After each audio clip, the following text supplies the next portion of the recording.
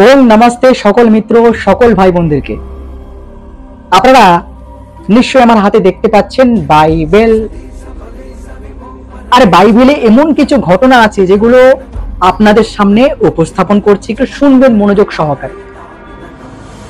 আপনারা কোনো সময় শুনেছেন যে ঈশ্বরের দূত নিজের বৌমাকে গর্ভবতী করেছে? আপনারা বলবেন কি বলছেন আপনি, কিন্তু এই কথাই লেখা আছে বাইবেলের আদি পুস্তকে। আমি রেফারেন্স শো করে দেবো স্ক্রিনে, আর যত খ্রিস্টান আছে একটু গুগলে সার্চ করে দেখে নেবেন, তো আপনাদের বাইবেলটিকে দেখে নেবেন। কতটা জঘন্য, কতটা নোংরা, নিজের বৌমাকে গর্ভবতী করেছে। এর থেকে নোংরা, এর থেকে জঘন্য আর কি হতে পারে? নিজের বৌমা, মানে নিজের মেয়ের মতন নিজের বৌমাকে গর্ভবতী করেছে। আপনারা ভাবতে পারছেন কতটা একটু ঘৃণ্য কাম, কতটা নোংরা কাজ? নিশ্চয়ই এইগুলোই আছে বাইবেলে, কিন্তু এই বাইবেলওয়ালারা, খ্রিস্টানরা, কিছু কিছু হিন্দুরা নিজের ধর্মকে ত্যাগ করে এই খ্রিস্টান ধর্ম নিচ্ছে।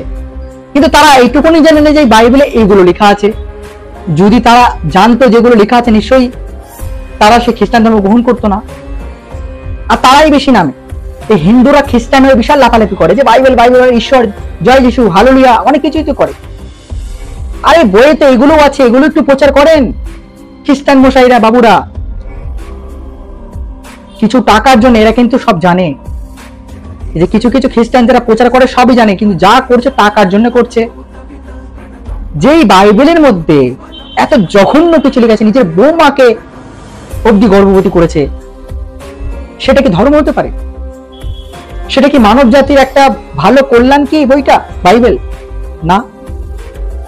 ভাবেন তো একটু কতটা জঘন্য, কতটা নোংরা। নিজের বৌমাকে গর্ভবতী করেছে, কতটা হাস্য আর কতটা নোংরা কাজ। একটু আপনারা বিচার করেন কমেন্ট বক্সে কমেন্ট করে। নমস্তে, জয় শ্রী কৃষ্ণ, জয় শ্রীরাম।